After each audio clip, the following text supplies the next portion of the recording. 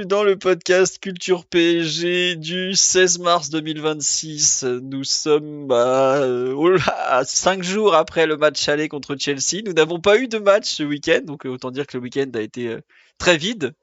Mais on a quand même de quoi parler puisque nous sommes surtout à la veille de Chelsea PSG, le match retour, qui sera notre thème principal du soir. Donc bonsoir à tous sur le live. Vous nous avez entendu discuter un petit peu le temps que vous arriviez et après que j'ai lancé le stream sur Twitch. On est trois ce soir puisque Mathieu est indisponible, forfait en ce début de semaine. Bonsoir Daryl, comment vas-tu? Salut Philo, salut tout le monde et ça va très bien. Tant mieux. Normalement Blaise est là aussi. Bonsoir Blaise. Bonsoir Philo, bonsoir à tous. Voilà, bonsoir le live, je vois que vous êtes déjà beaucoup. Merci, tiens, à Boom Boom 141 à l'instant pour le sub. Merci aussi à Sœur Cartier 972. C'était il y a 3 jours. Et je me demande si j'avais aussi remercié Stoufi il y a 3 jours. Je pense pas, donc merci à toi. Elle me dit bonsoir les irréductibles parisiens. On me dit forfait comme Rhys James, Mathieu. Ah, vous savez, Mathieu, il a été accaparé par les élections municipales hier soir. Il n'était pas en état pour faire le podcast du soir, je le crains. On va pas attaquer tout de suite sur ce Chelsea PSG. Comme vous l'avez suivi peut-être, ce week-end, il y avait donc le PSG n'a pas joué contre Nantes. Il y avait en revanche une journée de Ligue 1 qui a vu la défaite de Lens à Lorient, 2-1 pour ceux qui n'ont pas suivi. Est-ce que vous avez regardé un peu? Qu'est-ce qu'on en pense de ce petit point sur la course au titre? Très bonne opération en vitesse. Qui veut se Bah, lancer? déjà, Vas-y, moi, Blaise. je veux Vas-y, bien vas-y, aller. ouais. Ouais, évidemment, en tout cas, pour moi, je l'ai regardé. Eh C'était ouais. pour moi un déplacement intéressant parce que Lorient avait beaucoup de qualité pour gêner cette équipe. Et donc, ça a été un plaisir parce que, enfin, un plaisir, il faut relativiser, mais en tout cas, ça a été une bonne surprise parce que ils ont réussi, avec beaucoup de réussite par moment, mais à faire ce que je pensais qu'elle pourrait faire pour gêner un prétendant au titre, que beaucoup, et même eux, ces dernières semaines, bah, essayaient de valoriser. Donc, moi, je trouve que c'est plutôt une bonne chose qui deviendra un juste, entre guillemets, «retour aux choses», si on bonifie avec ce match en retard et surtout, en fait, avec le calendrier qui est celui de Lens, peut-être, la possibilité de creuser un peu plus, l'écart avant de les affronter. Ouais. Alors moi j'ai regardé aussi évidemment, vous vous doutez bien qu'un Lorient-Lens, j'allais pas passer à côté.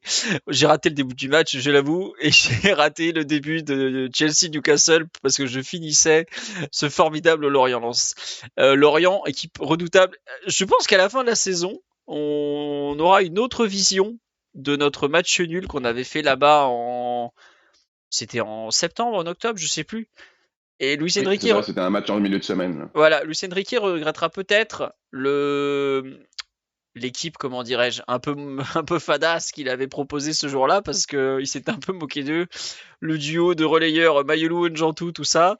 Vraiment, alors Lens aurait pu gagner, mais honnêtement, je trouve que ça a un peu confirmé quand même les difficultés de Lens contre des blocs bas. On a vu toute la deuxième mi-temps où ils ont joué un peu centre dans le paquet, pas beaucoup de combinaisons, tout ça.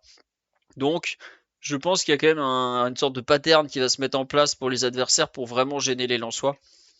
Il faudra voir comment ils vont réussir à contourner ça. Et il y a aussi un truc qui m'a fait tilter, c'est que la réception de Lorient, je sais plus quand elle est prévue, mois de mai, je crois. Ça pourrait bien ne pas être une partie de plaisir parce que c'est quand même une équipe très très dure à jouer, physique, intense et vraiment pas facile. Ouais, le PSG Lorient, il est entre les deux éventuelles demi-finales de Ligue des Demi. Champions. Voilà.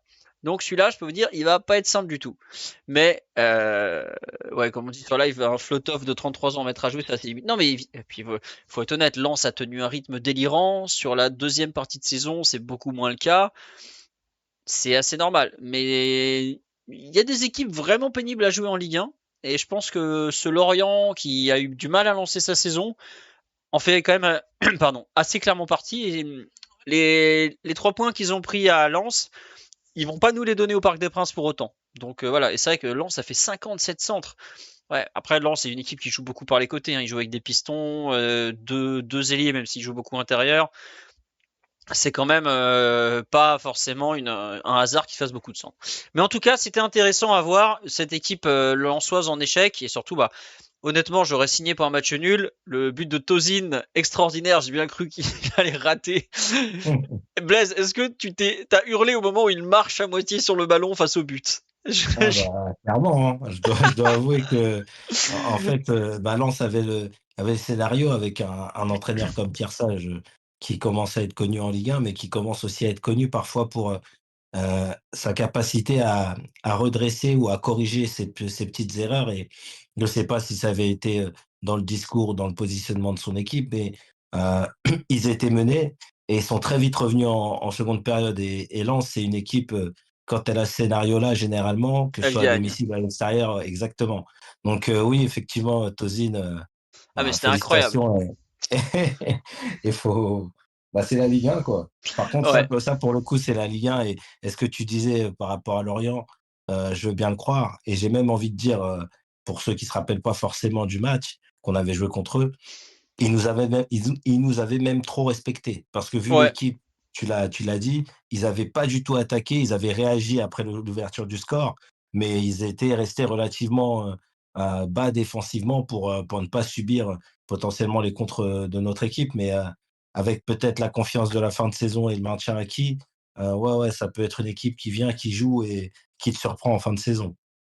ouais. Juste pour finir sur ce petit point course au titre, parce qu'on va pas non plus en faire trop longtemps. Oui, oui, on fait culture Ligue 1. Alors là, en plus, y a pas Mathieu, je peux vous dire qu'on est entre gens qui poncent la Ligue 1. Nous, ça nous fait pas peur, hein. Là, j'avoue que j'ai pas osé m'infliger le Strasbourg-Paris FC, mais il paraît que la première mi-temps de OM Auxerre était d'un niveau où il fallait être très solide sur les appuis. Je sais pas si Blaise ou Daryl l'ont regardé. Blaise, peut-être, J'ai non? j'ai malheureusement vu les 2 matchs.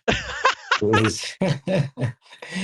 c'est ouais, Marseille-Auxerre, je crois que c'est l'une des pires choses que j'ai vues en 2026. Et puis ouais, Strasbourg, PFC, on sent que Strasbourg, c'est un peu moins bien là. Ouais, C'est un peu moins bien actuellement. Et puis, bah, Comboiré, hein, ça marche. Enfin, en ouais. tout cas, ça marche pas mal. Ouais, on me dit on peut débrief Metz-Nice. C'était Metz-Toulouse, les amis. Nice est allé. D'ailleurs, Nice qui va gagner. Fantastique, Ouais, fantastique Metz-Toulouse. finish sur Metz-Toulouse, hein. Ah ouais, et le but de Super Mario à la toute fin et tout. Non, non, c'est. Et oui, je suis désolé, on aime la Ligue 1. Il y a pas de. Voilà, on est comme ça. C'est notre petit championnat à nous. Enfin, à vous aussi d'ailleurs, pour la plupart. On aime bien la Ligue 1. Dernière question pour finir sur ce thème. Est-ce qu'il faut regretter finalement le report de PSG Nantes ou pas? Tiens, Daryl, je veux bien ton avis. Ouais, intéressant, ouais. Bah, alors forcément, c'est bien plus facile à dire maintenant que le week-end est passé, mais ce report de PSG Nantes apparaît peut-être aujourd'hui bah, un peu comme une mauvaise idée. Alors, évidemment, dans la perspective du match contre Chelsea, qui est ce qui va être le thème principal du podcast, bon, c'est forcément un énorme avantage, surtout compte tenu de la gestion un peu étrange qu'a eu Rosenior de ses troupes ce week-end. Mais c'est quelque chose qui va probablement être un peu plus problématique bah, plus tard, puisque bah, la date lors de laquelle le match va avoir lieu, donc c'est quoi, 20 le avril. 22 avril, si je dis pas de bêtises, c'est Pour ça, ouais. l'instant, il a été déplacé à la semaine du 20 avril, et donc ce sera Ouais. probablement le mercredi 22. Voilà. Oui, ouais, ce sera oui, forcément le 22, puisqu'on va jouer le dimanche contre Lyon. Lyon, Mm. dimanche précédent. D'ailleurs, je vous signale, il Euh, faut soutenir Lyon contre le Celta Vigo, parce que comme ça, ils joueraient eux aussi le jeudi soir en Europa League. Si on est en oui, quart de finale, je parle. Si on n'est pas en quart de finale, on s'en fout, hein. Mais si on est en quart de finale, on jouerait le mardi ou le mercredi, et eux joueraient le jeudi. Et donc le après, jeudi. voilà, Ouais, faudrait qu'ils enchaînent jeudi Europa League et dimanche le match au parc. Donc ça serait pas mal. Donc c'est pour ça, allez Lyon contre le exactement. Celta Vigo. Allez, allez les gars. Voilà.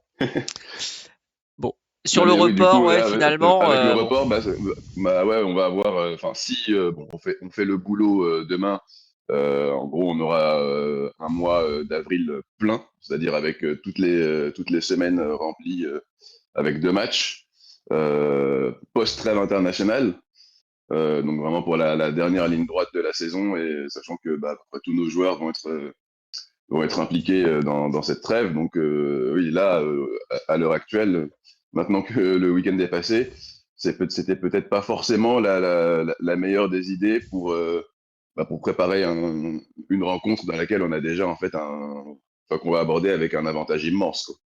Ouais, non, c'est sûr. Mais j'avoue qu'en fait, plus le week-end passait, plus je me disais que c'était un truc. C'est dommage d'avoir fait tourner et tout ça. Et puis aujourd'hui, tu vois le communiqué de Chelsea. Enfin, il y a même pas eu de communiqué d'ailleurs. Chelsea, la news, Rhys James s'est blessé durant le week-end.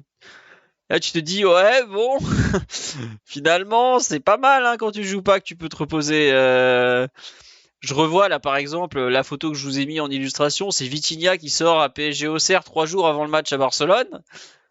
Ça t'évite aussi des petits soucis. Alors par contre, c'est vrai qu'en avril, là, attention, nous, ça va piquer le calendrier pour peu qu'on soit en quart de finale. Hein, déjà Toulouse, on le joue le vendredi soir, donc pour vous dire, les Brésiliens là qui jouent dans la nuit du 31 au 1er aux États-Unis, ils seront pas là. Hein. Enfin, il y a que Marquinhos, mais je sais pas trop quelle équipe on va aligner. J'ai vu on fera jouer Lee, mais Lee il sera quelque part en Corée encore, donc ouais, le mois d'avril s'annonce bien, bien, bien chargé, effectivement. Après, bon, en théorie, t'es censé répondre à ce genre de truc. Hein. Tu veux jouer à Ligue des Champions, t'assumes. Hein, mais bon.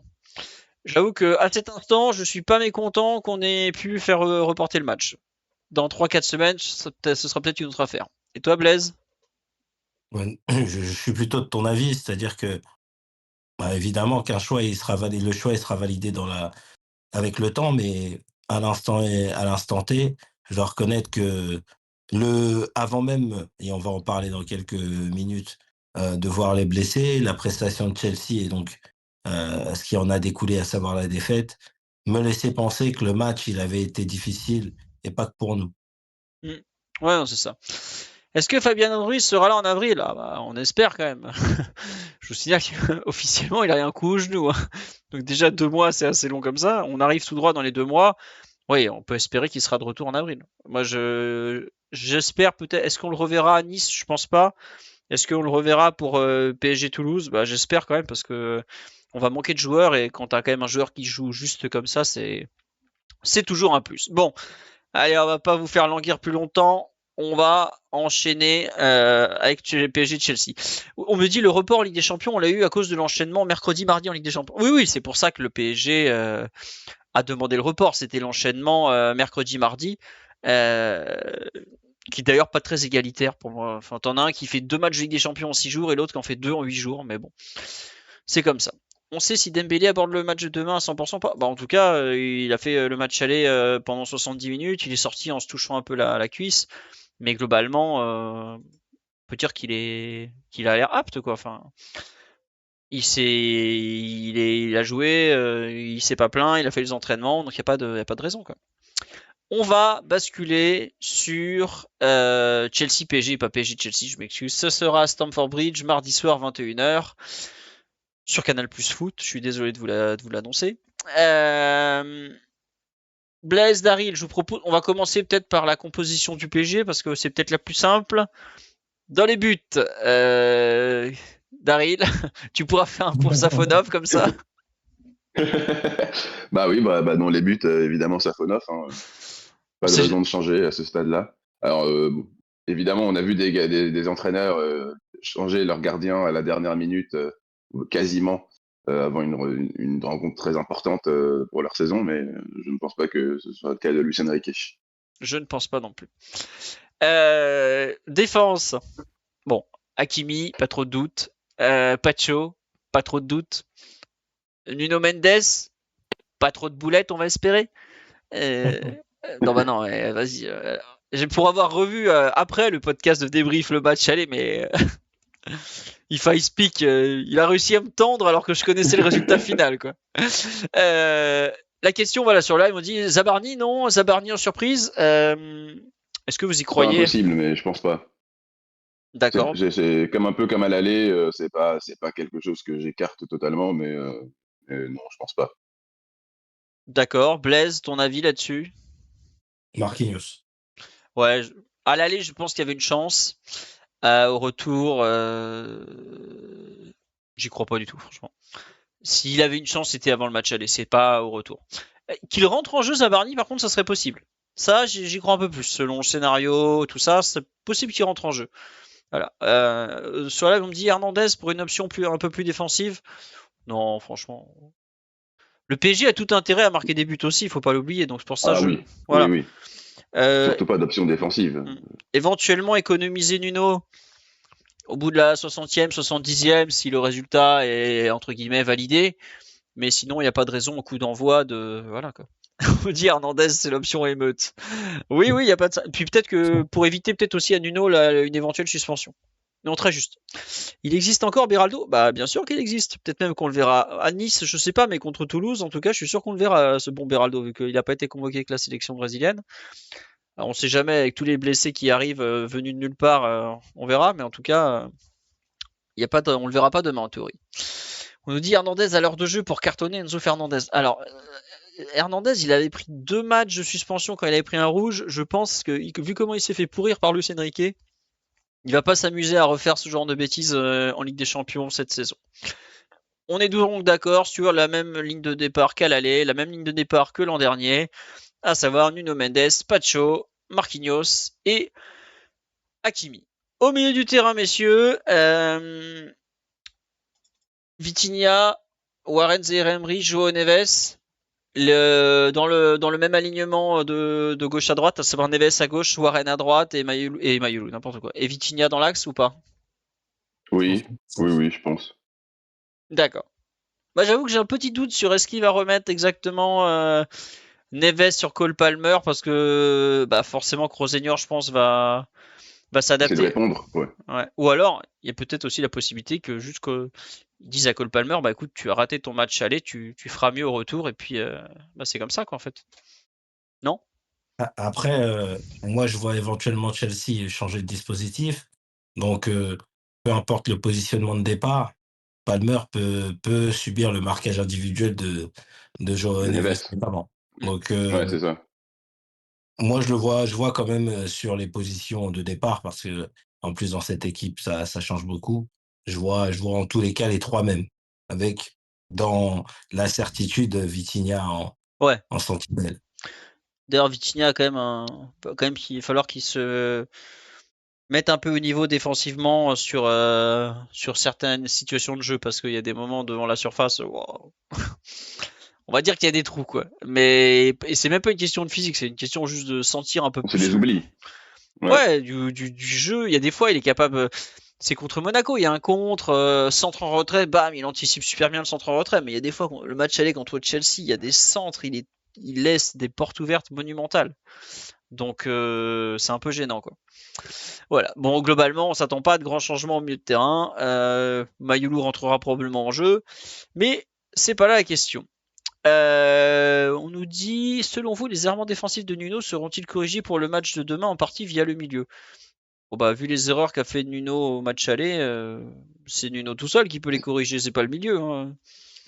Envoyer des transversales qui sont trop courtes et, et s'arrêter de se replacer au milieu du terrain, le milieu de terrain, bon, ils peuvent faire ce qu'ils veulent, ils vont pas le sauver, hein, non?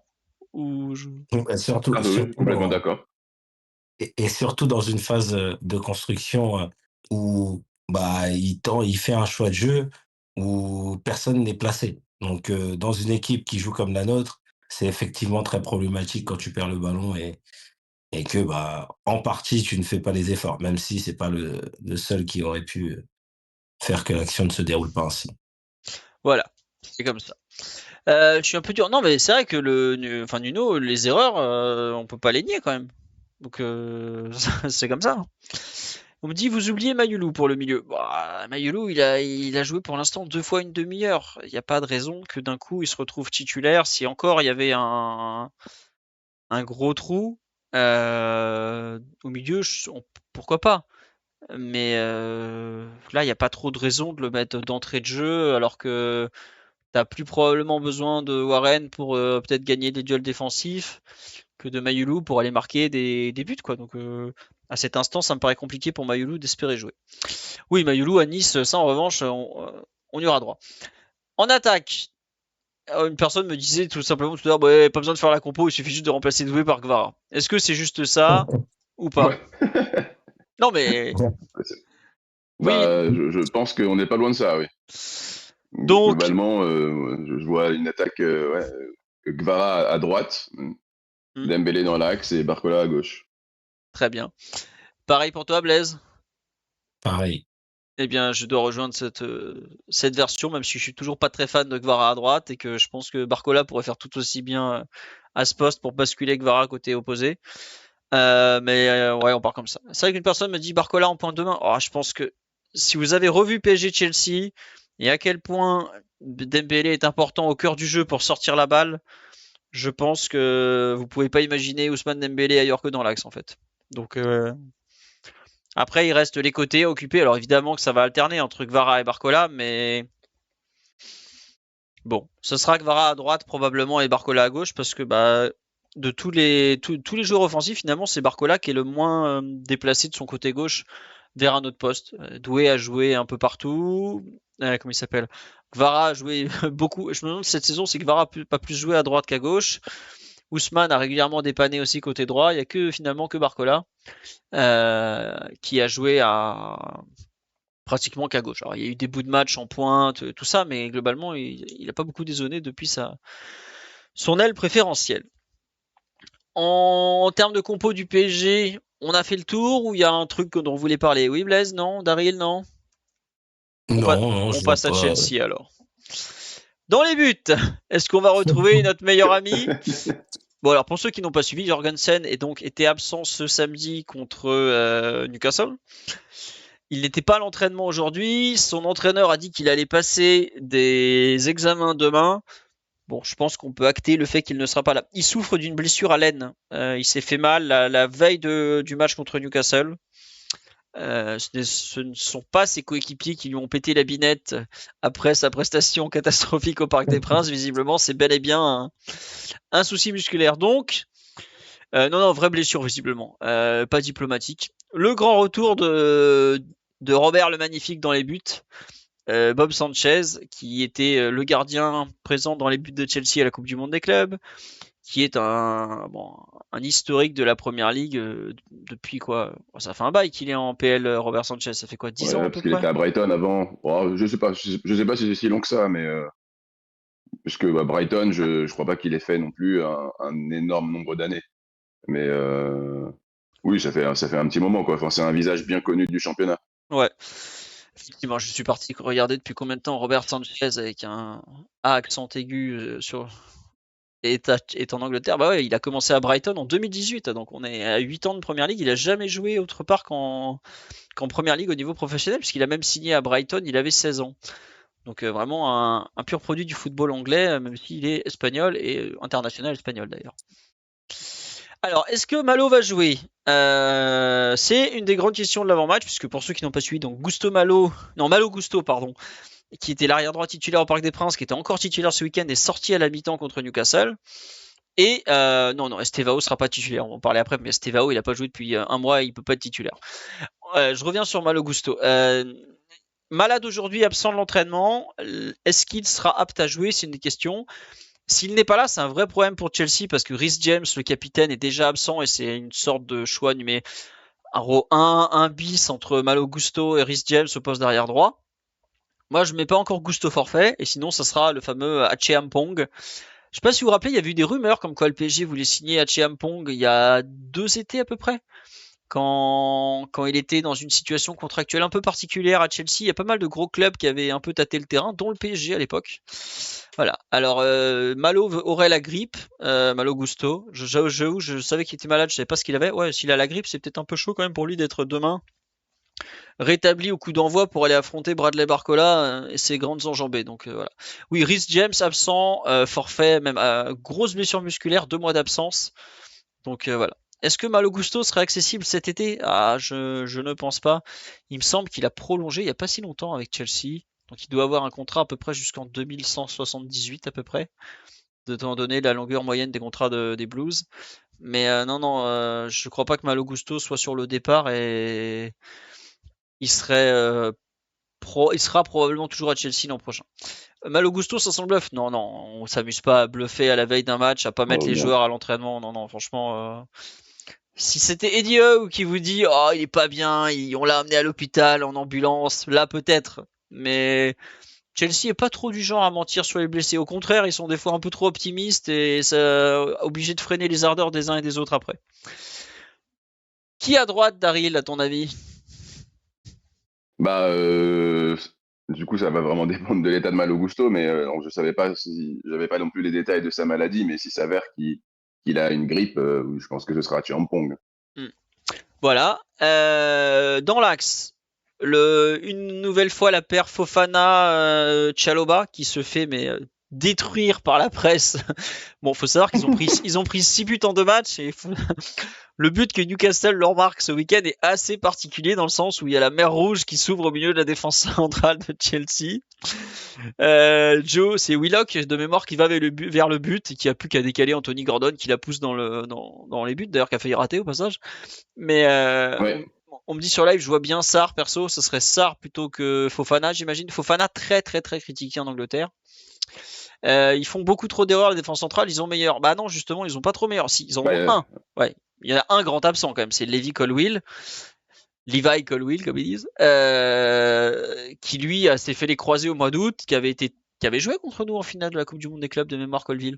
C'est en septembre, Oui. en fin août, qu'il se fait les croisés. Oui, Ouais. Il avait été très bon Oui, c'est à d'ailleurs. la reprise de l'entraînement. C'est à Ouais, la c'est reprise ça. de l'entraînement de Chelsea. Voilà, et c'est pas génial. Enfin, il revient, mais il a pas joué depuis 8 mois, donc il peut évidemment pas être titulaire. Voilà. Donc la défense centrale, il y a peu de chances que ça évolue. Et enfin, à gauche, ça serait plutôt Cucurella que Jarel Hato, parce que Cucurella a de nouveau joué ce week-end et il semble être revenu à un bon niveau. Il y avait des fans de Chelsea qui se demandaient si Hato n'allait pas jouer côté droit ou si Chelsea allait pas justement basculer à 3 derrière et bricoler avec un ailier au poste de piston droit. Bon. Vous y croyez à cette hypothèse, Blaise ou Daryl, la bascule en 3-4-3 ou 3-5-2 là? Non, je vois pas. Je Ouais, vois non. peut-être des choix dans le 4-2-3-1, mais pas de choix, en tout cas avec une base arrière à 4, je vois pas ce qu'il peut inventer là, encore plus en perdant un joueur aussi, hybride que Reece James. Bah Et ouais. puis avec aussi peu de temps de préparation, c'est ça. Quand tu perds un peu ta variable d'ajustement, enfin, même si sans être, enfin, c'est un terme qui peut paraître un peu,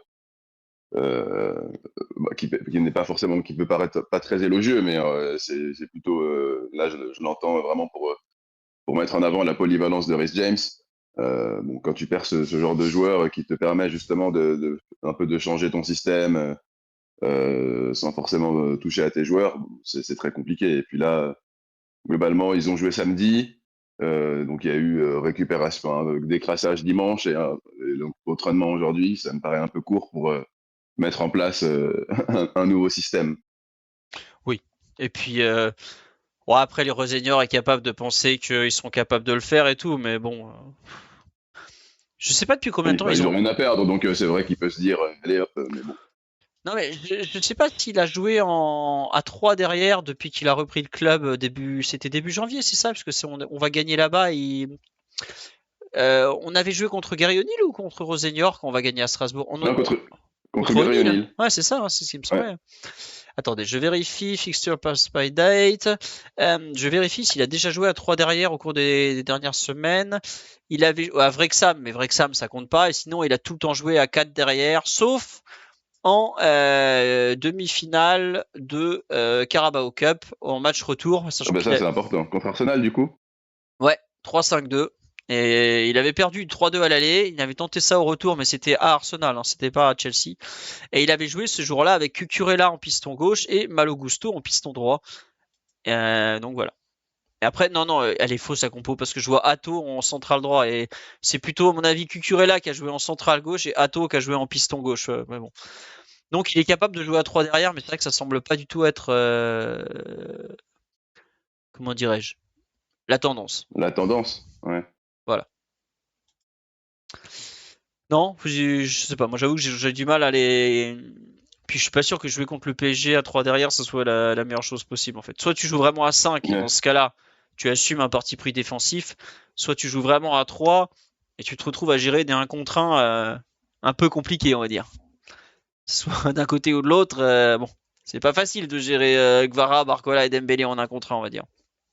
Et c'est vrai que comme on dit sur live, ils ne joueront pas à 3 derrière car ils ne pourront pas nous presser. C'est possible. On verra, mais en tout cas, on n'y croit pas beaucoup. Au milieu du terrain, messieurs, comment vont-ils jouer sans Rhys James? Donc, comment il s'appelle? Enzo Fernandez, évidemment titulaire. Caicedo, évidemment titulaire. Et qui serait le troisième homme alors? Probablement Roméo Lavia, parce que c'est lui qui est entré en jeu. Hmm, Ça se joue entre Lavia et André Santos pour moi. ouais.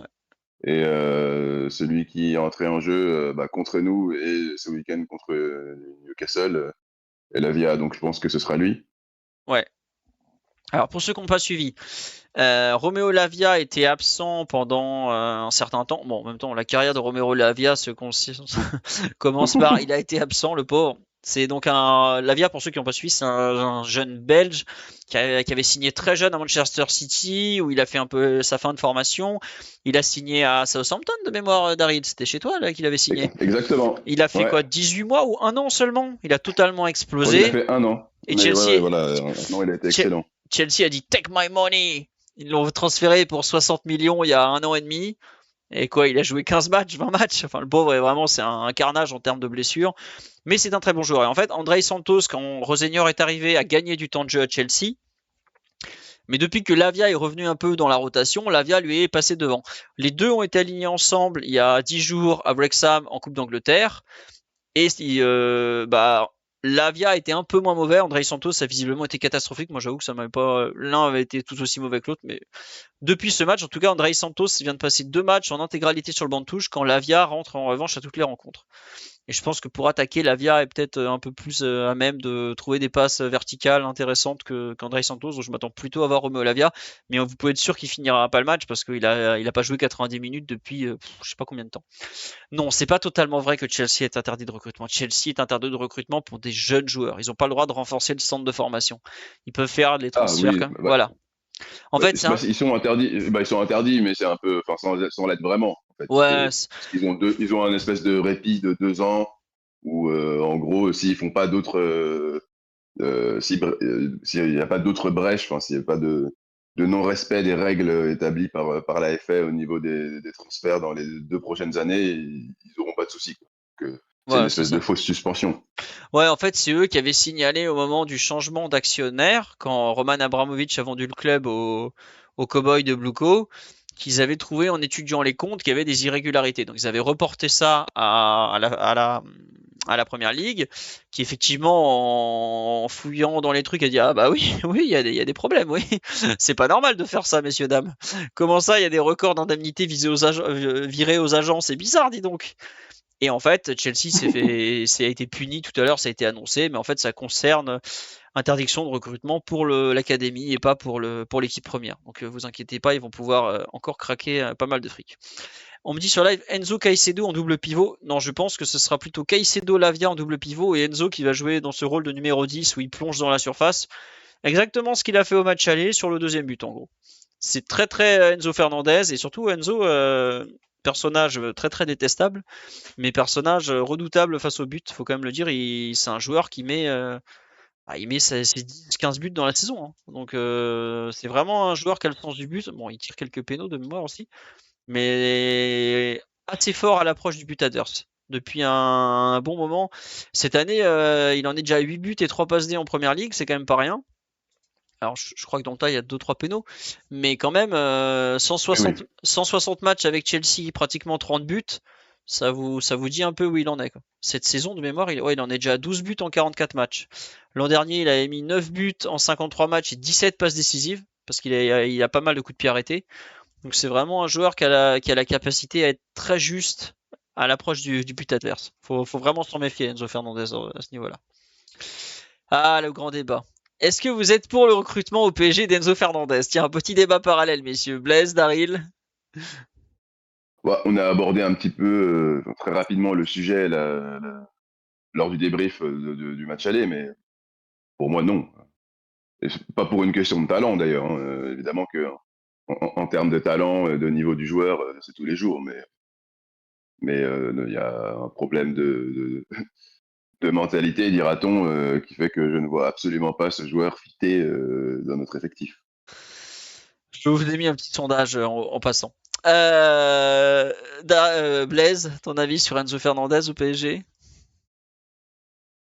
Bah, j'avais un avis plutôt contre, et ce que Daryl a dit n'a fait que renforcer mon avis. Je trouve que on le voit en plus là, particulièrement depuis certaines prises de parole ou certaines remises en question, mais j'ai l'impression que, bah, ce groupe-là, il vit bien. Il a toujours bien vécu, mais là, il le montre un peu plus, comme si, à l'approche d'une partie de saison qu'ils aiment, ils s'aimaient et se retrouvaient. Donc ouais, non, je pense que il faut quand même fitter dans ce groupe-là, et sans dire qu'il serait le même mec, qu'à Chelsea, ou le même joueur, puisqu'on ne voit que le joueur. Je pense que ouais, il y a un monde, où il vient, mais c'est très, très, très loin dans nos pensées. Non, franchement, on vient pas. Je peux... non, non, franchement, il n'y a rien qui va, quoi. Il a toujours été détestable contre nous. C'est lui qui avait fracassé le pied de Verratti lors de Benfica PSG. Entre-temps, il y a la Coupe du Monde 2022, tout ce qui s'est passé en termes d'opposition entre Argentins et Français. C'était quand il chantait le chant sur Kamavinga aussi, parce que c'est un chant qui est très tourné anti-Kamavinga, même si Kamavinga est un peu la figure de proue de la chose. Non, franchement, c'est impossible. Après, là, au Parc des Princes, encore l'autre fois, à faire le guignol, à nous montrer son badge de la Coupe du Monde des clubs, vas-y. Allez, c'est bon, casse-toi. Ouais. Viens jamais chez nous, quoi. Tu seras à Montréal, tu seras bien De là-bas, toute toi. façon, ouais, voilà. Déjà, ce serait. Alors là, pour le coup, le feat serait incroyable.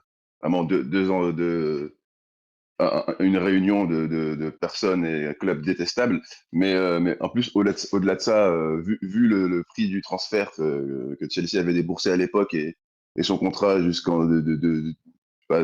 2050, il faudrait débourser une somme mais complètement folle pour attirer un joueur pareil. Donc, Ouais. j'ai même du mal à voir en fait s'embêter à ce point-là. Elle est dans des négociations extrêmement compliquées pour un joueur pareil. Franchement, flemme. Ouais, non, c'est ça. Et puis bon, vu que Kylian Mbappé est devenu le centre du combat contre le racisme, on a hâte de le voir accueillir Enzo Fernandez chez lui, hein. Non, vraiment. Et on me dit pourquoi je Ah parle de ouais, le Kamavinga? duo Vinicius Enzo. Ah ouais, pourquoi je parle de Kamavinga? Parce que dans l'horrible chant argentin, ça parle d'Angola de mémoire. Ouais, c'est Et, ça. et Moi, j'ai pas ça. Kamavinga, Oui, mais c'est juste l'Angola. C'est pas. Je crois que c'est un peu tout. Ils font un peu un petit tour d'Afrique, non? je sais Il y a plus. plusieurs pays.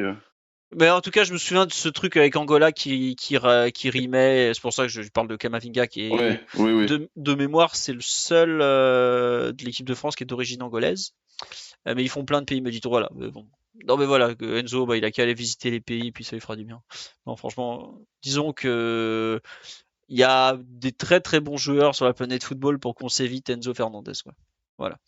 C'est il est bien, Chelsea, il est bien. Il se fait choper pour champ raciste. Un mois après, il lui donne le brassard de capitaine. Il est dans le bon club. Il n'y a pas de doute. Il est très bien là-bas. Maintenant, on va revenir à nos moutons. À savoir, le milieu de terrain, on l'a fait. L'attaque, on va y passer. Bon, je pense qu'on aura Joao Pedro, à peu près certains dans l'axe. À droite, Cole Palmer, de façon probablement assez certaine aussi. Est-ce que vous imaginez le dénommé Pedro Neto, par exemple, ne pas être titulaire privilégier Garnacho? 83% de non sur Enzo Fernandez au PSG au passage. Je crois que c'est le seul. Non mais bon. Oui, non, on me dit Garnacho titulaire, Delap titulaire. Non mais Liam Delap, je crois qu'il en a 52 tirs d'affilée Voilà, sans marquer ou un truc dans le genre. bah, il a mis un but quoi en première ligue cette saison. Ouais, je crois que c'est ça. C'est Mais quelque chose comme ça, ces stats. ah ouais, mais je ne devrais pas vous la partager, ça va nous porter l'œil, mais il y a une compile qui tourne sur le Twitter de Chelsea où il y a les 42 ou les 52 derniers tirs de Liam Delap, c'est extraordinaire. Il y a des trucs dedans, mais il tire partout autour du cadre, vraiment. Bon, c'est voilà, je vous ai partagé, je vous ai accepté dans le chat Twitch les paroles de l'horrible chanson argentine pour que vous vous rappeliez ce que c'était que ce chant. Devant donc Garnacho, Neto, Ouais. Blaise. Plutôt Neto, pardon, parce que je le vois jouer. je le vois peut-être rentrer assez rapidement, mais je pense qu'il va repartir sur ça en pensant qu'ils ont, sur la première partie du match, la capacité de réduire l'écart. Ouais. Est-ce que ça a été un bon joueur un jour, Liam Delap? Ah oui, oui, l'an dernier, il fait une excellente saison. À Ipswich, oui. Ouais. Mais Ipswich Town, c'est pas le même niveau que Chelsea, quoi. Est-ce que Chelsea peut jouer à 2 devant? Bah, c'est pas trop. En fait, le problème, c'est qu'il faudrait qu'ils aient 2 bons avant-centres. Après, il y a une possibilité qu'on n'a pas du tout évoquée, c'est que bah, Chelsea joue 4-2-3-1 et que ce soit Enzo et comment il s'appelle et Caicedo sur la même ligne devant la défense. Devant, ce serait Cole Palmer le 10 et puis bah dans ce cas-là, tu peux mettre Neto à droite et Garnacho à gauche par exemple. Et Et ça, moi, je trouve que ce n'est pas à négliger comme option, hein. ouais, je t'écoute. Et effectivement, ils ont fini à 2 devant contre Newcastle puisque c'était Joao Pedro et Delap qui étaient associés. Mais il Ouais, n'y a rien eu de convaincant, par contre. Hein, donc, Ah non, ça a pas très bien marché. Ça- ouais, ça, c'est clair. Mais l'option du 4-2-3-1 avec ces joueurs-là, je trouve que ça peut être dans ce que Chelsea va vouloir faire. En tout cas, je pense qu'ils vont vouloir faire comme menace offensive, c'est-à-dire amener des centres. Parce que ils ont pas forcément été très nombreux au Parc des Princes, et on peut attendre de cette équipe. Je pense que ils ont envie de faire des choses aussi différentes du match aller pour marquer. Peut-être que ça peut être d'une volonté d'amener le ballon sur les côtés, de jouer des 1 contre 1 et d'amener des centres, pour Joao Pedro et les milieux qui pourraient plonger. Daryl, mm. ton avis? Bah, ouais, ouais, c'est une option effectivement intéressante, mais moi je pense que Liam Rosenior n'ira pas vers ça. Puisque enfin, quand on l'entend parler, alors évidemment, euh, tout ce qu'il déclare ne correspondra pas forcément à ce qu'il va faire, mais en tout cas, il a l'air quand même vraiment très satisfait de la production, en tout cas offensive, de ses troupes. Il estime que avec la façon dont ils ont joué mercredi dernier, ils ont créé suffisamment d'occasions pour espérer marquer suffisamment de buts pour passer en jouant de la même manière demain. Enfin, en tout cas, moi, c'est un peu l'impression que j'ai quand je l'entends parler. Donc, je pense qu'il va vraiment un peu reproduire le même plan en appuyant peut-être un peu plus sur ce qui a bien marché. Donc, typiquement, le match-up Neto-Marquinhos et ce genre de choses. Mais je pense qu'il va. Je doute de voir Garnacho et Neto sur la pelouse en même temps. Très bien. En tout cas, pas au coup d'envoi. Peut-être en cours de rencontre. Ouais, pas au coup d'envoi. Oui, voilà, c'est ça, c'est ça. Voilà. Alors, pour celui qui me demandait, Estevao, en fait, est blessé depuis des semaines, depuis un bon mois même hein, maintenant, ou même un mois et demi. Et donc, il a quelques entraînements dans les pattes, mais il ne reviendra pas comme titulaire pour ce match. Il est possible qu'il entre en jeu. Et lui, par contre, lui, il peut faire des choses. Mais à cet instant, il n'est pas vraiment prévu qu'il soit quand même disponible ou même titulaire. Il commencera de façon pratiquement certaine sur le banc de touche s'il est dans le groupe. Mais après, sachant qu'il y a 23 noms en Ligue des Champions sur les feuilles de match, il n'y a pas de raison qu'il n'y soit pas, quoi. Il sort d'où Estevao? Ah, il sort du Brésil, puis là il sort de l'infirmerie. Mais il est Palmeiras lui, Estevao? Oui, il était. Oui, Oui, ouais, c'est ça. Ou il est oui, fou. c'est ça, ouais. Il est Non, non, Palmeiras, c'est ouais. Palmeiras, Ouais, c'est c'est ça. Palmeiras. Ouais, non, non, et il a signé. Bah, il avait fait la Coupe du Monde des clubs avec Palmeiras, où il avait joué contre Chelsea. Et après, il avait rejoint Chelsea l'été dernier, et il a fait des très bons débuts. La victoire la plus forte de la saison de Chelsea contre 3-0 contre le Barça, enfin, en tout cas la victoire la plus marquante, c'est lui l'homme du match, on peut le dire côté droit. Il avait illuminé la rencontre de façon incroyable. Estevao, immense regret. Je sais que le PSG le suivait, il a voulu absolument aller à Chelsea. Excellent, excellent joueur, vraiment top, top, top talent lui. Ça m'embête un peu qu'il soit parti là-bas.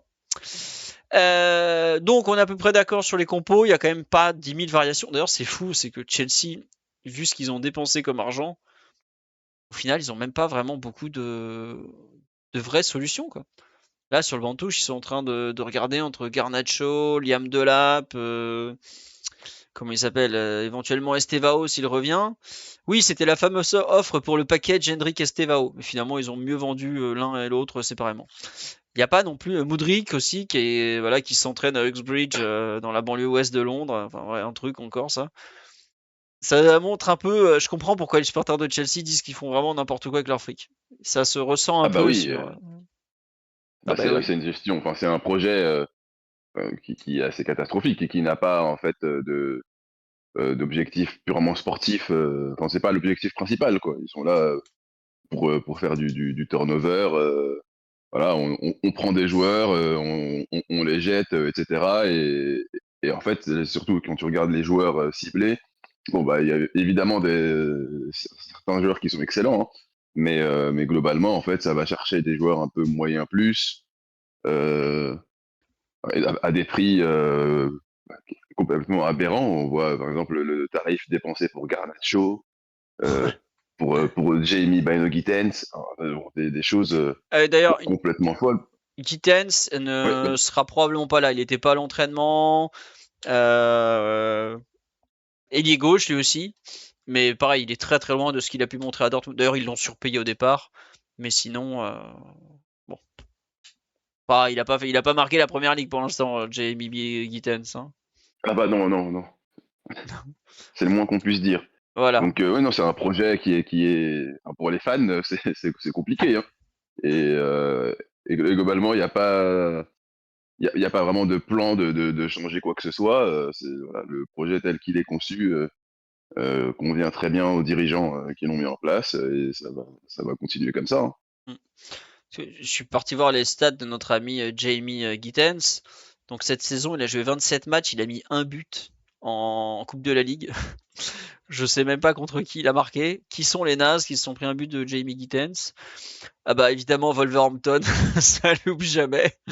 Mais non, non, voilà. Le recrutement de cet été a pas été très payant chez eux, à part évidemment l'excellent Joao Pedro. Mais en tout cas, pas foufou. Le banc de Chelsea pour faire la différence, bon, on vient de faire le tour, il fait pas trop rêver, quoi. Oui, il y a personne, hein. Non. C'est terrible. Offensivement, même au milieu, enfin, quand on regarde, en gros, offensivement, ils ont Delap, Gouillou.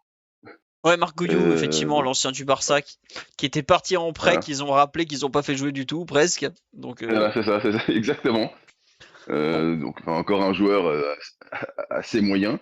Et puis bah, au milieu, ouais, c'est en fait ceux qui vont remplacer, bah, et qu'on a évoqué tout à l'heure, donc André Santos et Romeo Lavia, quoi, qui vont compenser l'absence de Reece James.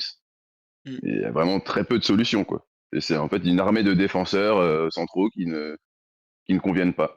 ouais. Sachant que le meilleur des défenseurs centraux, et en plus, est à l'infirmerie depuis 8 mois. On passe un petit peu vite fait comme sur les clés du match. Qu'est-ce que vous voyez comme truc important? Il y a plusieurs personnes sur le live, effectivement, qui nous ont salué pendant que vous réfléchissez à ça, qui nous ont parlé effectivement de la match-up Marquinhos-Neto du match aller. Comment vous imaginez que Luis Enrique va changer la chose, le rapport de force? En attendant, je voudrais remercier les subbers. Donc merci à Skyhost, merci à Nathan Young et merci à Quentin Moinet. Et merci à Dawict97. Je sais plus si je l'avais cité, ce bon vieux Dawict. C'était en début d'émission. Merci à vous. Blaise, voilà, je t'attendais. Comment on fait sur la match-up Marquinhos-Neto? On refait la même chose et on prie ou on change un peu? On fait presque la même chose, c'est-à-dire que, quand il s'agira pour toute l'équipe d'aller faire le 1er pressing, c'est-à-dire que tout le monde se décale avec notamment Achraf qui monte très haut sur le latéral adverse. Je pense ils seront très souvent l'un contre l'autre et ce seront des situations à mieux gérer pour Marquinhos et pour l'équipe parce que, l'avantage en vitesse du joueur de Chelsea, il l'aura toujours, 6 jours après.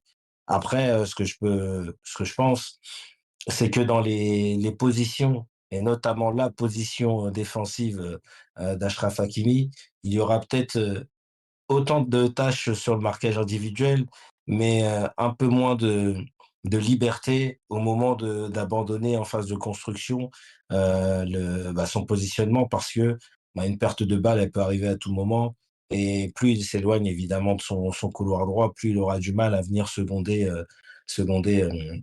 Marquinhos. Après il y aura aussi, il y aura toujours Warren pour équilibrer, mais je vois pas, comment ou en tout cas, avec quelles options on pourrait faire autrement parce que s'il y a une certitude, et ça l'équipe le dit, Ousmane Dembélé, Luis Enrique, tous les joueurs semaine après semaine, on sait comment on va jouer.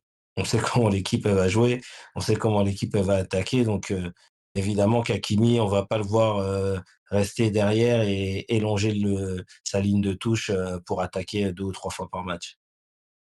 Ouais, j'avoue que je suis un peu perplexe sur la façon dont on va pouvoir gérer le Caneto avec Marquinhos. C'est vrai qu'en plus, on nous dit il avait l'air touché au dernier match. Oh, il était à l'entraînement dès le lendemain, donc ça avait l'air d'aller quand même.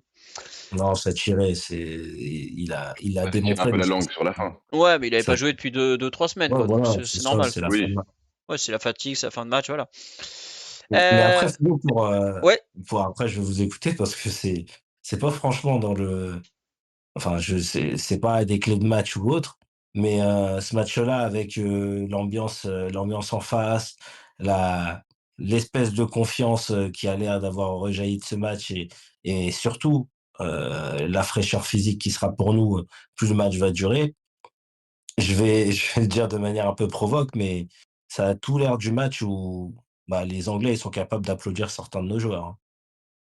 oui, oui, mais même s'ils gagnent, s'ils perdent, ils sont capables, ça, effectivement, c'est Non, pas. mais dans le sens où je pense que ça va être difficile par moment et notamment, je pense vraiment dans l'entame de match, on le voit souvent des équipes qui sont capables sur 20-25 minutes, même nous on a été capable de le faire en Europe et puis après se relâcher parce que bah, c'est très compliqué. À nous, à l'équipe de savoir tenir, aux joueurs de bien défendre la surface et de limiter les pertes de balles aussi bas sur le terrain ou aussi dans des positions aussi dangereuses. Mais je pense que quand on relira ce match, je pense que la classe d'écart qu'on a vue sur la maturité, elle va aussi se voir dans le jeu. Je le souhaite. Je le souhaite très fort, mais le début de match, il y a des chances quand même, hein. ça va souffler un peu, Oui, hein. le début. Ah ouais, Oui, mais enfin, ça, mais ça fait on a partie connu du jeu. ça. Ça fait Oui, partie ça du fait jeu. partie du jeu. Mm. On en a parlé après le podcast d'après-match. Le cinquième but, il te donne quand même quelque chose de différent. Mm. Oui, non, bah Quand bien tu vois sûr, comment il a attends. été célébré, tu vois que tu comprends très bien. Enfin, tout le monde a compris à ce moment-là. Alors évidemment, là, on est en veille de match et donc il faut disputer le match et rester prudent parce qu'on a connu quelques mésaventures. Mais bon, globalement, enfin, si on discute un peu des clés du match, pour moi, il y a vraiment une clé, une seule, c'est être sérieux et puis c'est tout. C'est en fait, si on fait un match sérieux, on se présente sur le terrain avec le bon état d'esprit, sans penser aux 3 buts d'avance. Bon, bah, voilà, globalement, évidemment, il y aura des moments de souffrance, mais qui sont pas inhabituels dans cette compétition et puis qui sont pas inhabituels pour cette équipe, Mm. surtout cette saison. Et voilà, on parle souvent de notre capacité de résilience, et on la met en avant. C'est pas pour du coup craquer au moment où elle sera peut-être le plus nécessaire, quoi. Pour moi, là, avoir 3 buts d'avance face à cette équipe qui n'est pas supérieure, clairement, qui est assez inexpérimentée, que ce soit ses joueurs ou son entraîneur, qui va arriver complètement cuite, parce qu'on n'a pas beaucoup insisté Ouais. dessus, mais quand même, Moi, j'ai. Rosignol a aligné quasiment exactement le même 11 Ah, 3 jours ah après non, face à Newcastle. il a changé le gardien. Il a changé le gardien et son joueur suspendu. Hein, Ouais, c'est hallucinant pour moi. Ouais, j'ai pas le souvenir d'avoir vu ça, enfin quasiment, enfin une absence totale de turnover, où au final n'est même pas gagné. Entre-temps, ils perdent leur capitaine. Enfin bref, en fait, il y a rien, il y a rien qui va. La dynamique est mauvaise. À domicile, en plus, si on rentre un peu dans les détails, ça, c'est une équipe qui en première ligue, en tout cas, est 12e. ouais, Enfin, pas était bonne du 12e tout. avant le match de ce week-end, donc c'est peut-être encore pire Mm. maintenant. Mais attendez, Euh, je vais vous dire ça, mais moi, ça m'avait choqué quand j'avais fait mes recherches sur Chelsea, parce que faut savoir, je travaille de temps en temps quand même. C'est une équipe qui a une meilleure moyenne de points à l'extérieur qu'à domicile en première ligue, en fait. Donc, ça dit aussi des choses quand même. Ça veut dire que ouais. t'es Alors bon, pas. Stamford Bridge, dans les nuits européennes, c'est différent, mais quand Oui. même. Ouais, voilà. Bon, t'es pas génial, génial quand même, hein, donc. Ah oui, oui, oui, oui. Non, mais donc voilà, pour moi, enfin, faut pas essayer on va pas se raconter d'histoire. Globalement, si on est sérieux et qu'on fait pas n'importe quoi, En fait, il y a bien plus de chances même qu'on remporte ce deuxième match, peut-être même sur un écart correct, que de voir Chelsea renverser cette situation. Parce qu'il faut qu'ils mettent quand même 3 buts sans réponse pour juste arracher les prolongations. Quand on voit la défense du but concédé contre Newcastle, j'ai quand même beaucoup de mal à croire qu'on ne marque pas contre cette équipe, sachant qu'on est la meilleure attaque de Champions League cette saison. Ouais. Puis Chelsea, ils ont pris. En fait, en première ligue, donc il y a au niveau des défenses, il y a Arsenal qui en a pris 22, qui est intouchable, 22 en 31 matchs, hein, qui plus est. Il y a City qui en a pris 28 en 30 matchs, qui est pas trop mal. Et après, Chelsea arrive avec 35, comme Everton, comme Sunderland, comme Crystal Palace. Donc des équipes qui sont pas non plus extraordinaires, hein. Mais ils ont une très bonne différence de but. Ils ont plus 18, c'est très bien. Mais bon, c'est pas une équipe qui brille en termes d'efficacité défensive ou de stats avancées, loin de là, quoi. Moi, c'est là où je suis assez, comment dirais-je, serein, c'est que c'est possible que d'entrée ils nous mettent un gros bouillon, qu'ils ouvrent le score, tout ça, ça me choquerait pas, mais il va falloir qu'ils tiennent tout le match. Et ça, pour eux, on a vu qu'ils avaient eu du mal à finir à Paris. Entre-temps, notre petit champion du banc de touche, il a dit: "Eh les gars, vous allez rejouer 90 minutes contre Newcastle." Donc on les a vus au parc. Newcastle, c'est pas du tout une équipe physique, hein. Joe Linton, bon, encore il est rentré en jeu seulement. Il y a que des mecs avec des cardio de malade. Eddie Howe qui t'envoie une équipe qui finit lessivée toutes les saisons. Donc c'est vraiment l'adversaire qui te, qui te rentre dedans du début à la fin, à domicile comme à l'extérieur. Ils perdent en plus. Non, peut-être que tu prendras un but d'entrée, peut-être même deux, mais tu peux t'en sortir. Tu vas continuer dans ton plan de jeu, tu vas jouer, tout ça, et hop. Mais quand même, enfin, je vais aller loin, mais si tu perds cet éliminatoire, pour moi, c'est pire que la remontada. Si t'es éliminé en ayant gagné 5-3 à l'aller, pour moi, c'est pire, parce que t'es champion d'Europe en titre. Qu'en face, c'est pas la MSN, hein. Non, non, c'est. Tu dois passer. Alors peut-être que tu perdras, peut-être que tu feras un match nul, tout ça, mais tu dois jamais être éliminé sur ce truc. Non, franchement, t'es champion d'Europe en titre, tu peux pas accepter ça. Vraiment. Ah ouais, Oui, c'est non, pire. ce serait une tâche vraiment délébile. Enfin, là, oui, je suis d'accord avec toi, ce serait pire que la remontada. T'es champion d'Europe. En 2016, t'es une équipe, donc la saison 2016-2017, t'es une équipe qui se fait sortir en quart de finale depuis des années. T'es encore une équipe qui est pas mûre, pas mature. T'as pas remplacé Ibrahimovic. Alors ok, t'as gagné 4-0 à l'aller, mais au retour tu te prends 6-1, tout ça, mais tu n'es pas champion d'Europe en titre avec le Ballon d'Or dans ton équipe, une équipe qui a été citée comme la référence, une des équipes de référence du 21e siècle. Non, tu peux pas. C'est terrible, les gars. On n'a plus Donnarumma, ok, mais on a quand même les 10 autres joueurs, hein. Puis, hein, surtout le Donnarumma de cette saison, hein, il en fait des boulettes, hein. Donc non, non, y a pas à trembler. En revanche, moi, il y a un truc qui m'a beaucoup choqué, c'est la communication de Liam Rosenior. Une personne me dit: "Pourquoi tu dis que Rosenior il est prétentieux?" Bah lui-même l'a dit, hein. Je sais que je suis bon dans ce que je fais. Depuis qu'il a dit ça, ils ont pas gagné un match au passage, hein. Mais bon, c'est comme ça.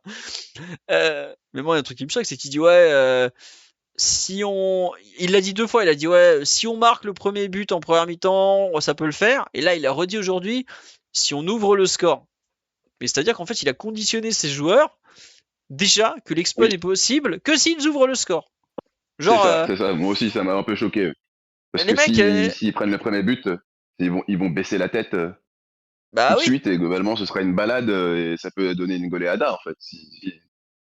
bah non, mais moi ça m'a grave choqué. Genre, en fait, tu inscris un scénario qui est déjà préécrit, il y a que ce scénario qui peut exister. Je sais pas si vous vous rappelez, Luis Enrique, donc quand il est au Barça avant la remontada, on lui dit, il dit, on sait qu'on doit marquer 5 buts, et après il rajoute, et s'ils en marquent un, et ben on sait qu'on devra en marquer 6 et ça nous fait pas peur.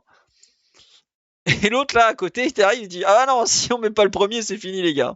Ça va être très difficile, ça devient impossible." Je sais plus ce qu'il a sorti encore comme dinguerie. Et là, genre, mais attends, pourquoi tu dis un truc pareil? Ça n'a pas de sens.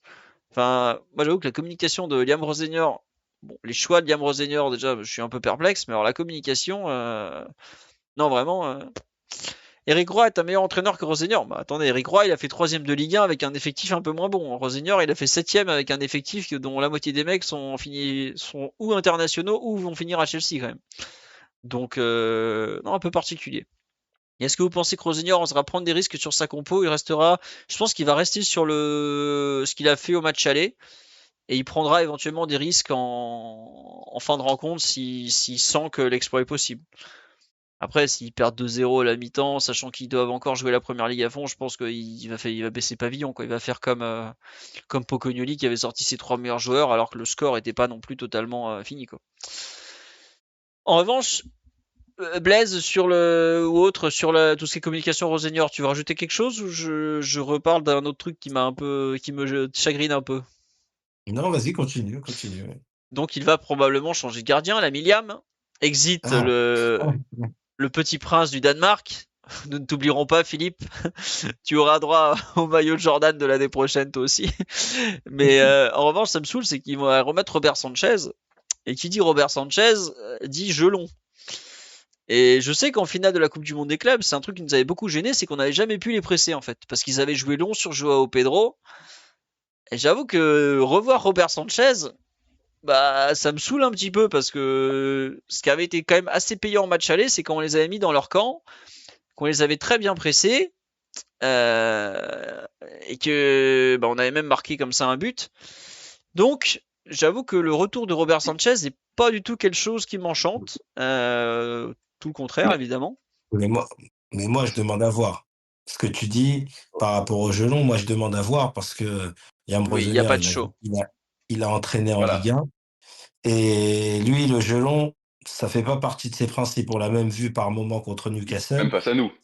Ouais, mais surtout, là, pour parler de Sanchez, contre Newcastle, il a parfois, donné des ballons courts où on voit qu'il est un peu moins à l'aise dans la prise de décision que quand il doit allonger et être assez précis sur du jeu long.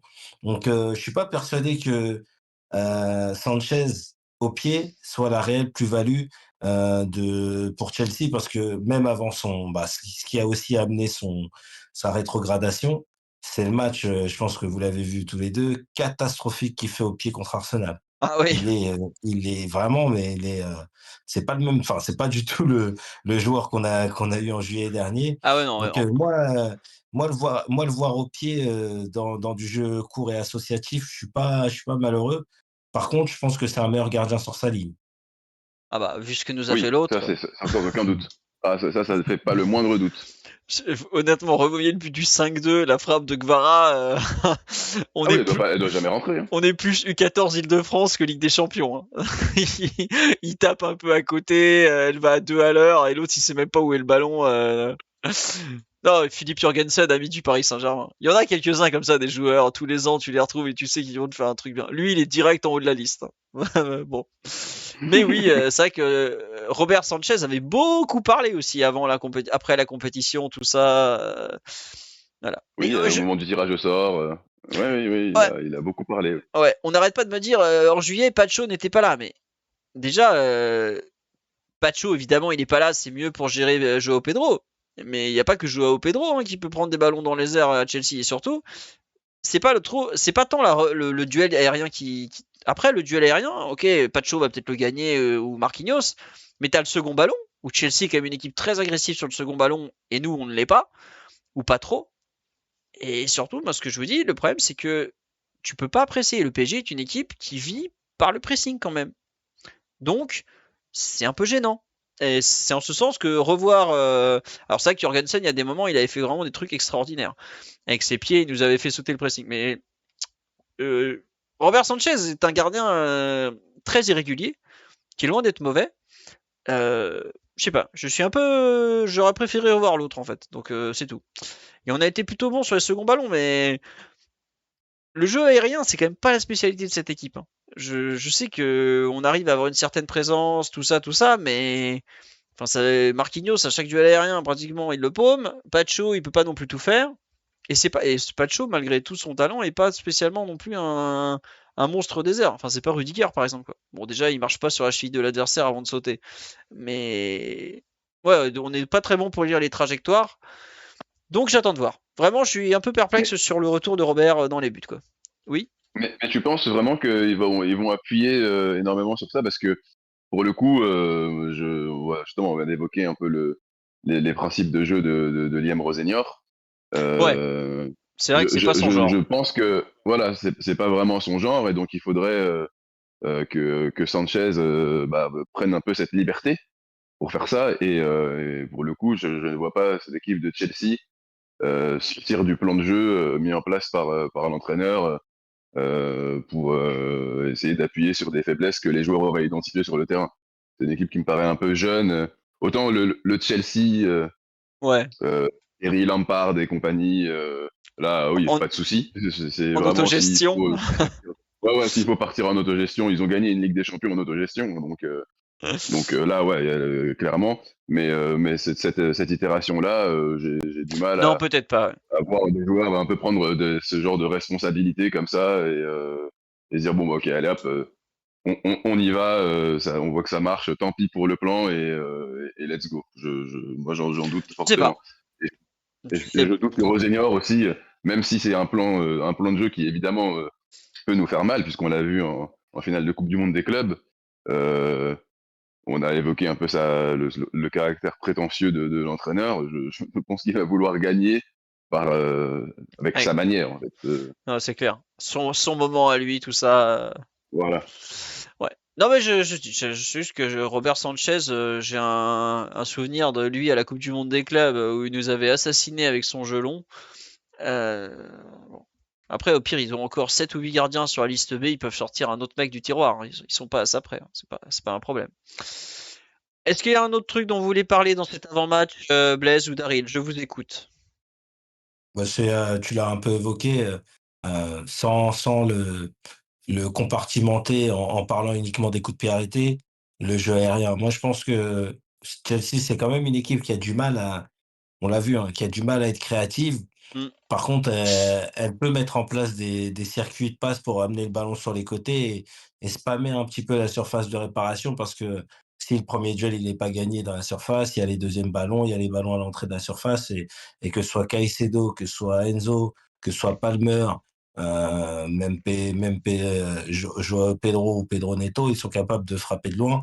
Donc ça peut être une cartouche qu'ils peuvent utiliser, c'est-à-dire jouer sur les côtés, centrer, va la reprendre s'ils arrivent à mettre du nombre et à gagner le duel, mais avoir cette seconde option parce que dans le jeu, c'est vrai que je vois mal cette équipe en manque de confiance, fatiguée sûrement, et avec l'absence d'un joueur qui propose vraiment beaucoup de choses pour le collectif que Reece James, même si pour moi le joueur essentiel reste Enzo au milieu de terrain.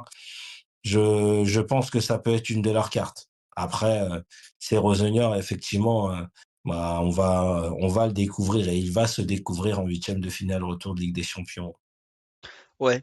Attends, mais c'est vrai que Rosenior est une inconnue assez folle. Ah, c'est sûr que je préfère très très très largement jouer Liam Rosenior que Enzo Maresca, hein, ça, aucun doute à ce niveau-là. Mais bon. Franchement, en fait, il a tellement peu d'expérience que je sais pas trop sur quel pied danser avec lui, quoi. Donc c'est un peu particulier. Euh, Tiens, question pour vous, messieurs. Qu'est-ce que vous pensez de la décision de l'UEFA pour Pedro Neto, la bagarre avec le ramasseur de balles et tout ça? Pour, Attends, pour ceux qui n'ont pas suivi, donc il a été averti, mais il n'a pas été suspendu. ouais. Bah, je sais pas si après il y a des textes, si ça rentrait dans un cadre légal. Là, je pense que dans beaucoup de contextes, il est suspendu. Je sais pas pourquoi il l'est pas dans ce contexte-là. Donc un peu surpris. Ça aurait été, ça aurait facilité encore plus la confiance que j'ai dans la victoire demain. Mais non, je pense que c'est enfin, c'est plutôt attendu parce qu'ils ont l'air d'avoir, malgré tout laissé traîner et ça aurait été comment dirais-je? Une suspension qui viendrait, totalement déjuger une prestation de l'arbitre qui, je pense, bon, on le verra avec il arbitre d'autres matchs, il sera sanctionné lui-même. Daryl, on me dit sur live c'est une honte. Ils ont été laxistes. Ah oui, ils ont C'est été laxistes. Je suis d'accord. Ils ont été très laxistes. Alors, bon, je pense qu'ils ont estimé enfin, vu qu'à mon avis, il n'y a pas de texte, en fait, justement, il y a une qualification les Des différents faits. actes. Donc là, c'est quoi? Ça comporte quoi? Des faits, donc comportement antisportif ou quoi. Ouais, un truc comme ça, je sais plus ce Bon, qu'ils ouais, lui ont mis. ouais, donc bon, voilà, ils ont jugé, je pense que la situation dans sa globalité, et ils ont estimé que c'était peut-être pas si grave que ça, mais pour moi, c'est scandaleux. Enfin, on peut pas, enfin, surtout quand enfin, sans prendre un acteur un peu extérieur du match comme ça. Alors évidemment, bon, il y a le fait que le ramasseur de balles ait tenté un peu de gagner du temps, mais c'est même pas, il a même pas vraiment eu le temps de gagner du temps. Il s'est fait tout de suite dégager par par Pedro Neto. Donc, non, Ouais. moi, je trouve la décision très laxiste. Que c'est une jurisprudence un peu regrettable. Mais bon, Mm. tant pis. On se fera justice nous-mêmes sur le terrain, je l'espère, demain. Ouais. Moi, j'avoue qu'il y a un truc ça me choque pas, honnêtement. Et en fait, ce qui me gêne, c'est que le ramasseur de balles, il est là pour rendre le ballon. Et qu'à partir du moment où il se met à agir comme un acteur du jeu, c'est déjà pas normal, en fait. Et c'est dans ce sens que je me dis, il y a un vrai acteur du jeu, en l'occurrence Pedro Neto, qui s'énerve parce qu'une personne qui ne devrait pas faire action de jeu vient s'en mêler. Bon, il l'a pas. Hazard avait pris une suspension. Hazard, il lui a carrément foutu des coups de pied sous le ventre. Hazard, lui a cité, oui, voilà. Hazard, c'est pas pareil. Voilà, Hazard, il Hazard, il avait méritait. même pris rouge immédiatement. Ouais, ouais, Là, Hazard, tu peux pas faire l'arbitre autrement. l'avait vu, tout ça, quoi. Après, c'est là où le ramasseur de balles, bah, l'année prochaine, je pense que l'UEFA vont dire, bah, on mettra des plots avec des ballons, quoi. Et au final, il y aura plus de ramasseurs de balles. Et quelque part, les gamins auront tout perdu, en fait. Donc c'est ça qui me. Bon, ça me choque pas. Bon, le petit est pas traumatisé, quoi. On n'en a pas fait. Bon, on a eu des nouvelles de Souleymane du métro de parisien là, il y a pas longtemps. C'est bon, quoi. C'est un peu un non-événement. C'est vrai que je pense qu'il aurait dû être suspendu parce que il a quand même bien bousculé et tout ça. Mais ça me choque pas. Bon, voilà, quoi. Enfin, j'aime pas quand des personnes extérieures au terrain qui n'ont pas à faire action de jeu se mêlent en fait de ce qui se passe sur le terrain. Et pour le coup, lui, c'est exactement ça, quoi.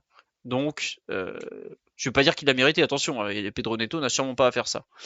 Voilà. Et comme on dit, c'est vrai que Luis Enrique n'avait pas été suspendu pour avoir chopé par le col Joao Pedro. Donc, euh, allez, un partout, on va dire, balle au centre, et on retourne au football. Mais c'est vrai que, comme on dit sur live, dans la foulée, on marque le but du 5-2, et je vous le dis honnêtement, je préfère largement le but du 5-2 à la suspension de Pedro Neto. Enfin, peut-être que Dari et Blaise seront pas d'accord. Mais voilà, c'est vrai que le petit a Je suis suivi. totalement d'accord. Voilà, C'est le sûr qu'il faut faire un petit. choix. C'est vrai que le petit a suivi un peu les ordres de Luis Enrique. Et bon, ça fait un peu partie du folklore du football, des règles qui sont pas totalement écrites, tout ça, tout ça. Donc bon, c'est comme ça. On nous dit des nouvelles du supporter marseillais qui coupe Messi pendant un contre à la fin du match. Ah oui, non mais lui il était rentré sur le terrain, il avait attrapé Messi sur un contre, ou c'était sur où il avait couru vers Messi sur un arrêt de jeu, je sais plus. Je me souviens d'un OM-PSG effectivement où il y avait une dinguerie au Vélodrome, mais je me souviens plus exactement du contexte. Vous vous rappelez, Non, Blaise? c'était, dans mon souvenir, c'était bien sur une action de jeu où, en fait, il est rentré sur le terrain. Je pense pas qu'il y ait eu un contact physique avec Messi, mais en fait, bah, ça arrête l'action parce il était Ah très oui, oui. proche, il court vers lui, donc c'était un petit peu étrange. Mais oui, Ouais, oui, il avait arrêté en pleine phase de jeu. effectivement, je me rappelle de ce cirque. D'ailleurs, le Vélodrome n'avait pas été suspendu, évidemment. Évidemment que non. Bah non. Puis il y a jamais un chant insultant là-bas, il y a jamais un match arrêté, évidemment. Mais bref, c'était un autre truc. On nous dit signons pour un bon 0-0 tactique pour une fois. Oh là là, il n'y aura pas de 0-0 Hein? tactique avec Luis Enrique, hein. Non, mais on Le Pas- sait pas faire 5-2 en était plus. déjà, hein. Si vous voulez un match tactique, le 5-2 il était déjà, moi ça me va, hein. Non, il y a pas de 0-0 avec Luis Enrique. Non, c'est pas possible. Est-ce que Mbappé sera notre premier supporter demain? Je pense que Mbappé demain il est occupé à faire City Real Madrid. Il a rien à faire du PSG à cet instant, hein. Donc non, Mais Luis Enrique, il a dit quelque chose d'intéressant d'ailleurs. Enfin, il a dit plusieurs choses intéressantes parce que, je sais pas pour vous, mais moi je l'ai trouvé plutôt en forme, plutôt inspiré. Je pense il était bien. La victoire la semaine dernière, ça l'a mis bien. Il est content en tout cas. Et il a quand même dit que dans ah ce match-là, et pour être aussi plus sérieux, c'est que il y a trois équipes qui ont 3 buts d'écart ouais, avec le Real Madrid oula, et Bodo Glimt. à voir qui seront les qualifiés parmi celles-ci. Non, on verra si c'est chez moi que ça a bugué. Je suis désolé, les amis. Et Ah, comme c'est moi qui est. Non, mais en gros, il a dit il y a 4 équipes qui ont mené, qui ont gagné de 3 buts. On va voir combien vont se qualifier. J'avoue qu'il y a donc nous face à Chelsea, Real contre City, Bodo Glimt contre Sporting, et la dernière c'est. L'Atlético contre après, Tottenham. Ouais, bon, vu l'état Ah de. oui, enfin, en fait, il y en a trois, parce que l'Atlético et le Bayern, ils ont mis des volets, quoi. Ouais, ouais, bah, ouais. l'Atlético, c'est le même score que nous. Ouais, c'est 5-2 l'Atlético. C'est 5-2. Ouais, c'est ça. Bah. Ah oui, ça finit à 5-2, ouais. Ouais, ah oui, l'Atlético. Ouais. Hmm. Non, non, mais voilà. Bon, allez. Je pense que vu l'état de Tottenham, l'Atlético, quoique l'Atlético, ils peuvent pas s'empêcher de prendre des buts à tout va. C'est incroyable. Si vous avez l'image d'Épinal, l'Atlético, défense de fer, tout ça, machin chose, oubliez. Hein. C'est une équipe, ils défendent trop mal, ils peuvent pas s'empêcher de prendre des buts vraiment stupides. Donc voilà. Il reste City Real avec Antonio Rudiger qui a déjà expliqué qu'il allait fracasser Haaland ou pratiquement. Ouais, j'aime bien jouer contre lui. Ah, tu m'étonnes, tu lui fais des fautes pas possibles, t'es jamais sifflé. Il reste nous à Stamford Bridge donc et Sporting Bodo Glimt qui doit être un match d'Europa League qui s'est échappé dans Champions League, je sais pas. Mais bon, ils l'ont mis à 18h45 histoire d'occuper les gens avant, mais je suis pas sûr qu'il soit ce soit le match du siècle en termes d'audience. Euh, Est-ce qu'il y a un dernier truc vous avez fait le 11 parisien déjà. Bah oui, il faut suivre, mon cher Pitch. T'arrives au bout d'une heure et quart. On l'a fait le 11 parisien il y a une heure à peu près. Blaise Daryl, pour conclure, est-ce qu'il y a un autre truc dont vous voulez parler avant ce match? Oui, non. Non, peut-être la gestion des coups de pied arrêtés, éventuellement. Hmm. Parce que c'est vrai que c'est un aspect qui est plutôt fort côté de Chelsea, enfin, en Très tout bon. cas au niveau offensif. Voilà. Et bon, il faudra être très attentif sur ce point. Mais alors, le fait qu'ils aient perdu Rhys James et abaisse considérablement leur niveau et leur dangerosité dans ce registre-là. Mais bon, il faudra quand même Alors, être ex- attentif parce que explique pourquoi. ça peut les aider à revenir. Parce que c'est le tireur, souvent. Ah, parce que c'est le tireur, oui. Ah Voilà. oui, oui, oui. C'est pas qu'il est à la réception, hein, c'est parce que c'est le tireur. Voilà. Parce qu'il est pas immensément grand, Rhys James. Bon, il a des cuisses, c'est des troncs d'arbres. Mais c'est surtout parce que c'est un très très bon tireur de coups de pied arrêtés, Rhys James. Voilà. Voilà pourquoi Daryl dit ça. Point conférence de presse également. Bah, Ousmane était là. C'est toujours sympa les conférences de presse avec Dembélé. C'est frais, il se passe des choses. Lucien Riquet était assez concentré. Pas du tout convaincu qu'on allait passer. Au contraire, bien, bien sous pression comme il faut. Voilà. Et après, Rosenior, il nous a fait du Rosenior. Et Joao Pedro, il croit toujours qu'il a la Coupe du Monde des clubs. Ouais, on l'a fait à New York, tout ça. Bon, ouais, si tu veux. Bon, bref. C'est pas comme Bon, si. après, il n'y a pas d'autre discours qui peut tenir, quoi. Enfin, c'est un peu compliqué, mais Non, effectivement, c'est c'est sûr. toujours un peu, ça fait un peu ridicule d'entendre ça. Mm. Oui, on l'a fait, etc. Bon, Ouais, non, ok. après, il peut, effectivement. Et puis, c'est. Enfin, on a vu quand même ces dernières années des scénarios assez fous en Ligue des Champions, même si avec la fin du but à l'extérieur, c'est quand même un peu plus compliqué de remonter. Faut quand même Ouais, le. ça, c'est encore à jamais arrivé, hein, alors, bon, attention, parce on a été des pionniers par le passé, mais bon, depuis la fin du but à l'extérieur, toute équipe ayant gagné 3-0, que ce soit à domicile ou à l'extérieur, à l'aller, s'est qualifiée derrière. Donc bon, Écoutez, on verra, hein. On espère que ça va aller, mais en tout cas, bon, pour l'instant, on y croit. Blaise, tu veux rajouter un dernier truc ou pas? Non, Ousmane n'est pas blessé. Non. Non, non, Ouais, ah Ousmane. oui, oui. Excuse-moi. Vas-y, je t'en prie.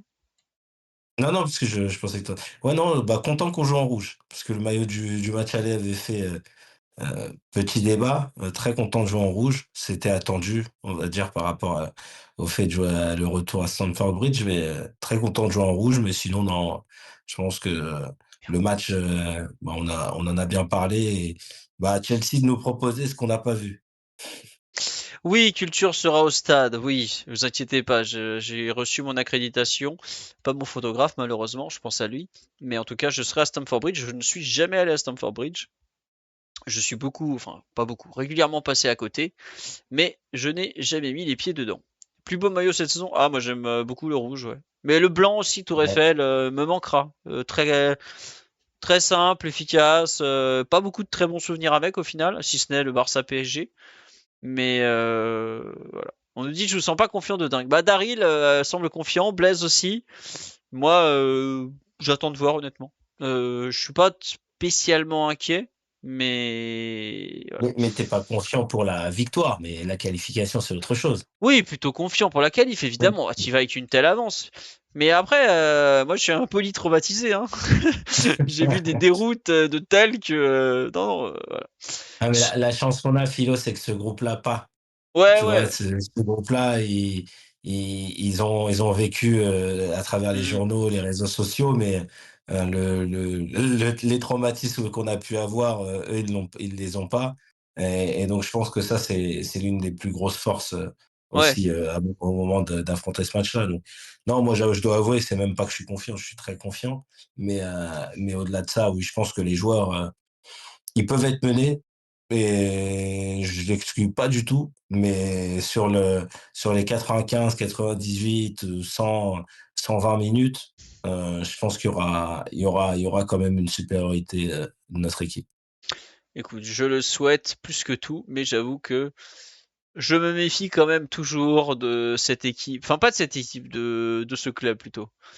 Parce que dans le tas, il y a aussi des, comment dirais-je, des joueurs, le capitaine notamment, qui a un long passif de caca culotte dans des contextes compliqués. Donc voilà. Est-ce qu'un scénario à la Aston Villa est envisageable? Non, paradoxalement, je pense qu'un scénario à la Aston Villa où le PSG s'arrête de jouer en menant 2-0 n'est pas envisageable. Pas du tout. Ils ont été vraiment, je trouve, traumatisés de ce match. Mais en revanche, c'est vrai que si tu prends 1-0, 2-0 au bout d'un quart d'heure ou autre, va falloir tenir. Je pense qu'ils en sont capables, mais ça va secouer quand même demain. Faudra voir. Après, si le PSG est en mesure de faire ce qu'il a fait à Arsenal en demi-finale à la Ligue des Champions, tout le stade qui attend que ça, machin chose, Arsenal en demi-finale, on attend depuis 15 ans, 3 minutes de jeu, bim, 1-0, on prend le ballon, on leur fait une démonstration de football pendant la première demi-heure, où les mecs sont là, ah ouais, non mais ça c'était pas l'ambiance prévue les gars, là faut nous rendre la balle. Hein. Donc non, non, voilà. Mais en tout cas, avec Lucho, ça devrait le faire. Je suis Lucho FC jusqu'au bout, donc ça va aller. Quoi. Mais c'est vrai que le danger pour moi, ce qui me fait peur, c'est le but dans les 10 premières minutes, ou le pire, c'est le scénario carton rouge penalty. Voilà, ça c'est terrible. Quoi. Quel tireur s'il y a un penalty? Bon bah au point où on en est, on va bien tester Safonov à un moment, je pense. Je sais plus là, mais non, franchement, quel tireur? Bah Gigio, n'importe quoi. Dembélé ou Vitinha, non, Blaise? S'il y a un penalty. Ouais, je pense ça se jouera entre Dembélé et Vitinha, mais oui, oui, je vois pas d'autres choix et d'expérimentation. Voilà. On a fait le tour. Je vais remercier une dernière fois les derniers subbers. Merci à Afri, merci à Bisou, merci à Benoît Bontou, merci à PRL Pierre pour les subs en cours d'émission. Voilà, marquage individuel de Marquinhos sur Neto. Oh, je pense qu'on va s'adapter un peu plus, mais bon. À voir, en tout cas, beaucoup de réponses qui seront, je pense, données dans les premières minutes de la rencontre, comme toujours. Allez, bonne soirée à tous. Podcast plus court que d'habitude, vous en doutez, même si on a quand même parlé pendant 1h15 d'un match qui va durer 1h30. Alors, pour le podcast de débrief, je sais pas si on fera mercredi dans la foulée des rencontres ou plutôt jeudi au surlendemain. Faudra voir dans quel état on est, à quel point on est fatigué, tout ça. Mais en tout cas, je vous tiendrai au courant sur le site en cours de soirée. À cet instant, je pense que ça partirait peut-être plutôt mercredi, mais il faudra voir la dispo de Blaise, Daryl, Mathieu, tout ça. Voilà. Allez, bonne soirée à tous, bonne nuit et à très vite. Ciao ciao tout le monde. Ciao, bonne nuit. Ciao tout le monde, bonne nuit, bisous. Et vive l'open source comme toujours.